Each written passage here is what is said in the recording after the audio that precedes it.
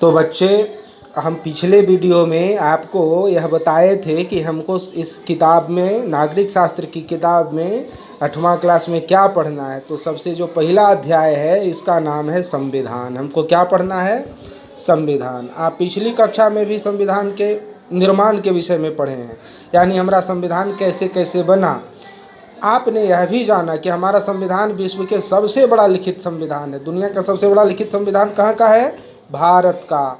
यह कई वर्षों के संघर्ष, आंदोलन और राष्ट्रीय चिंतन का परिणाम है। हमारा जो संविधान बना तो देश हमारा पहले गुलाम था। 1947 में आज़ाद हुआ। तो आज़ादी से पूर्व 1857 से 1947 तक लगभग 90 साल तक विभिन्न संस्था एवं लोग लगातार अंग्रेज़ों के विरुद्ध संघर्ष किए, तब जाकर आज़ादी मिली। तो सबके मन में था कि हमारा देश बढ़िया से चले, इसके लिए नियम हो, कायदा हो। इसी को हम संविधान कहते हैं। भारत के राष्ट्रवादी नेताओं ने स्वतंत्रता संघर्ष के दौरान ही भारत के राजनीतिक स्वरूप के बारे में काफ़ी विचार किया। उसी जब आज़ादी की लड़ाई चल रही थी उसी समय हमारे नेताओं जैसे गांधी जी, नेहरू जी, सरदार पटेल, सबको लगता था कि हमारा देश जो है वो कैसे चलेगा, उसको कौन चलावेगा, इसके विषय में लोग उसी समय सोचते थे। औपनिवेशिक भारत, औपनिवेशिक भारत का मतलब जब हम अंग्रेज़ों के उपनिवेश थे, अंग्रेज़ों के गुलाम थे, में अंग्रेज़ों के बनाए कानून के हर नागरिक त्रस्त था। अंग्रेज ऐसे ऐसे कानून बना देते थे जिससे हमारा जीवन का कोई मतलब ही नहीं रह जाता था। अतः स्वतंत्र भारत के संविधान निर्माताओं ने महसूस किया कि इस देश में राष्ट्र का स्वरूप लोकतांत्रिक होना चाहिए। इसलिए हमारे देश के लोगों को लगता था कि हमारा देश जब आज़ाद होगा तो सरकार मनमाना नहीं करेगी। 5 साल पर, हर 5 वर्ष पर जनता चुन चुन करके भेजेगी और यह चुन करके भेजी गई सरकार ही हमारे लिए नियम कानून बनाएगी। यह बेलगाम नहीं हो पाएगी। लोकतांत्रिक व्यवस्था में भेदभाव रहित ऐसे समाज के निर्माण की आशा की जाती है जिसमें हर नागरिक समान हो, सभी को बराबर अधिकार मिले, सम्मान मिले, अवसर मिले।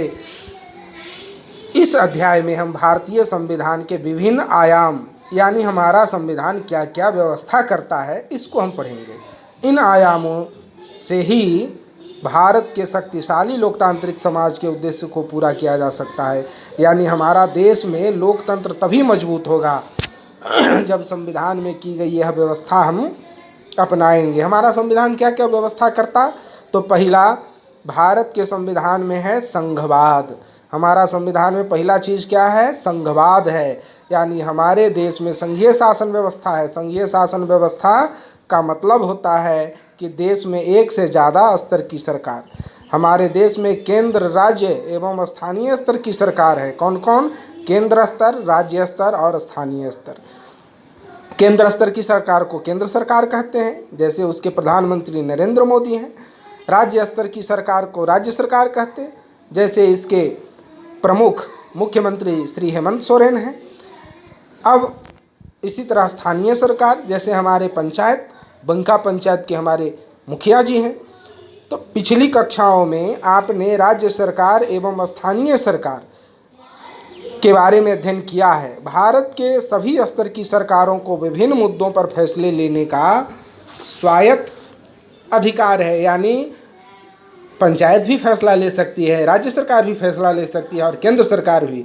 परंतु कानून बनाने का अधिकार दो ही के पास है, केवल केंद्र सरकार एवं राज्य सरकारों को है। ये जिन मुद्दों पर कानून बना सकती है उसके लिए संविधान में 3 सूची है।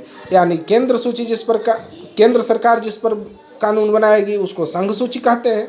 राज्य जिन विषयों पर कानून बनाएगी उन विषयों की सूची को राज्य सूची कहते हैं। और कुछ ऐसे विषय हैं जिस पर केंद्र सरकार भी कानून बना सकती है, राज्य सरकार भी कानून बना सकती है, इसे हम समवर्ती सूची कहते हैं। संघ सूची में सुरक्षा, वित्त, पूरे देश की सुरक्षा, पूरे देश भर के वित्त व्यवस्था, देश भर के लिए संचार व्यवस्था जैसे राष्ट्रीय महत्व के विषय रखे गए हैं। इस पर केंद्र सरकार ही कानून बना सकती है। राज्य सूची के विषयों में राज्य संबंधित विषय हैं, जैसे भूमि, खेती, पुलिस, झारखंड पुलिस है, खेतीबाड़ी है। इस पर अपना राज्य सरकार कानून बनाएगी। जिस पर राज्य सरकार कानून बनाती है शिक्षा, स्वास्थ्य, पर्यावरण जैसे ऐसे मुद्दे होते हैं जिस पर दोनों सरकारें कानून बनाती है। शिक्षा समवर्ती सूची में होगा, स्वास्थ्य समवर्ती सूची में है, पर्यावरण समवर्ती सूची में है, यानी इस पर केंद्र और राज्य दोनों कानून बना सकते हैं। इन विषयों को समवर्ती सूची के अंतर्गत रखा गया। जब इस सूची के विषयों को किसी प्रकार का मतभेद होगा, अगर मान लेते हैं समवर्ती सूची में जो विषय है, देख रहे हैं, शिक्षा, स्वास्थ्य, पर्यावरण इत्यादि, तो इन विषयों पर कानून बनाने में अगर राज्य सरकार और केंद्र सरकार के बीच कोई मतभेद हो जाए तो जो केंद्र सरकार कानून बना देगी वही कानून लागू होगी। कभी कभी राज्य के द्वारा बनाए गए कानून में अगर राष्ट्रपति का हस्ताक्षर हुआ है तो वह कानून उस राज्य में मान्य होगा। भारत के सभी लोगों को इन कानूनों और नीतियों का पालन करना होता है। हमारी सरकार जो कानून बनाती है, जो नीति लाती है, उसको हमको पालन करना होता है। प्रत्येक स्तर की सरकार के लिए आवश्यक संसाधनों की व्यवस्था संबंधी प्रावधानों का उल्लेख भी संविधान में किया गया है। तो ये है संघवाद। संघवाद का मतलब केंद्र स्तर पर, राज्य स्तर पर एवं स्थानीय स्तर यानी पंचायत स्तर पर की सरकारें, तीनों स्तर की सरकार फैसला ले सकती है, परंतु केंद्र और राज्य स्तर की सरकार कानून बना सकती है। कानून बनाने के लिए उनके विषय अलग अलग हैं, परंतु कुछ विषय जिस राज्य और केंद्र दोनों के लिए बराबर महत्व रखते हैं उनको समवर्ती सूची में रखा गया है। परंतु ऐसे विषयों में जब विवाद अगर हो जाए तो केंद्र सरकार जो कानून बनाएगी वही कानून लागू होगी। तो अब है दूसरा, संसदीय शासन व्यवस्था। तो हम इसे अगले वीडियो में पढ़ेंगे। धन्यवाद।